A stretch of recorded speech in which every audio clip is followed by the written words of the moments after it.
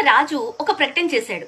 నా నలుగురు కుమారుల్లో ఎవరైతే ఎక్కువ ధర్మాత్ముని తీసుకొని వస్తారో వాళ్లకు నా రాజ్యాన్ని ఇచ్చేస్తాను అని.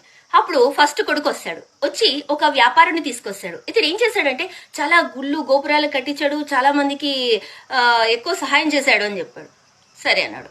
రెండవ అతను తీసుకొచ్చాడు, బ్రాహ్మణుణ్ణి. ఆయన ఏం చేశాడు అంటే చాలా పూజలు వ్రతాలు, ఎప్పుడు దేవుని ధ్యానంలోనే ఉంటాడు, చాలా మంచివాడు అని చెప్తాడు. సరే అన్నాడు. తర్వాత మూడో అతడు వచ్చాడు.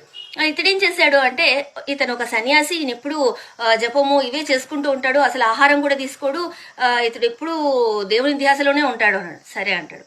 సరే నాలుగో కొడుకు వస్తాడు. నువ్వెవరిని తీసుకొచ్చావు అంటే ఇతను ఒక చిన్న రైతు అన్నాడు. ఇతడేం చేశాడు అంటే ఒక కుక్కకు గాయమైతే దాన్ని కడిగి మందు పెట్టాడు అన్నాడు. అందరూ నవ్వుతారు. కానీ రాజు మాత్రం ఇతడే నిజమైన ధర్మాత్ముడు అని చెప్తాడు. ఎందుకు అంటే ఇతడు నిస్వార్థంగా అది అర్థించకపోయినా అడగకపోయినా సహాయం చేశాడు. ఎప్పుడైనా ఒక రోగికి సేవ చేసినా, వాళ్ళ నుంచి ఏమీ ఆశించకుండా నిస్వార్థంగా సేవ చేసినా, కష్టంలో ఉన్నవారికి వాళ్ళు అడగకపోయినా సహాయం చేసినా వాళ్ళే నిజమైన ధర్మాత్ములు. అడగకుండానే సాయం చేయండి. వీలైతే ఎంతమందికైనా అడగకుండా సాయం చేయండి. అంతేకాని చేసిన సాయాన్ని చెప్పుకుంటూ మన గొప్పలు పెంచుకోవడం కోసం మాత్రం సహాయం చేయకండి.